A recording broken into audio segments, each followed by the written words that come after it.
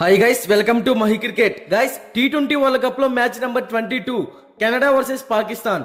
ఈ రెండు టీమ్స్ మధ్య ఈ మ్యాచ్ జూన్ 11వ తారీఖు రాత్రి 8 గంటలకు Nassau county cricket stadium New York లో జరగబోతుంది. ఈ రెండు టీమ్స్ కి ఈ మ్యాచ్ చాలా అంటే చాలా ఇంపార్టెంట్ మ్యాచ్ అని చెప్పుకోవాలి.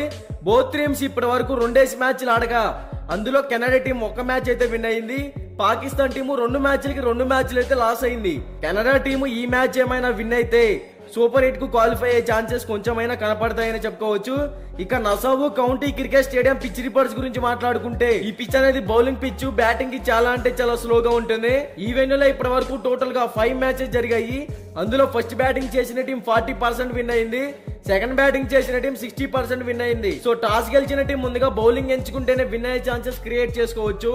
అలాగే ఈ వెన్యూలో జరిగిన 5 మ్యాచెస్ లో పేస్ బౌలింగ్ కి 62 వికెట్స్ పడ్డాయి, స్పిన్ బౌలింగ్ కి 15 వికెట్స్ పడ్డాయి. సో ఆల్మోస్ట్ ఈ పిచ్ అనేది పేస్ బౌలింగ్ కి అనుకూలంగా ఉంటుందని చెప్పుకోవచ్చు.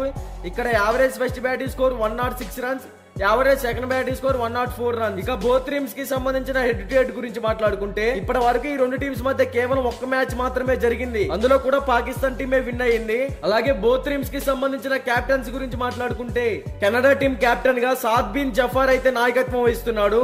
యాజ్ ఎ కెప్టెన్ గా టీం ని బాగా లీడ్ చేస్తున్నాడు. ఇతను ఒక ఎక్సలెంట్ ఆల్రౌండర్. బ్యాటింగ్ పరంగా బౌలింగ్ పరంగా మంచి ఫామ్ లోనే కనపడుతున్నాడు. ఇక పాకిస్తాన్ టీం కెప్టెన్ గా బాబర్ అజమ్ అయితే నాయకత్వం వహిస్తున్నాడు.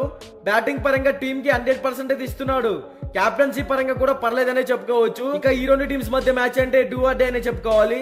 మరి ఈ రెండు టీమ్స్ లో కెనడా టీం పై పాకిస్తాన్ టీం పై విన్ అయ్యే ఛాన్సెస్ క్రియేట్ చేసుకోవచ్చు అనేది నా ఒపీనియన్. ఇక బోత్ టీమ్స్ కి సంబంధించిన ఎక్స్పెక్టెడ్ ప్లేయింగ్ 11 డిస్ప్లే మీద అవుతుంది, ఒకసారి చెక్ చేయండి.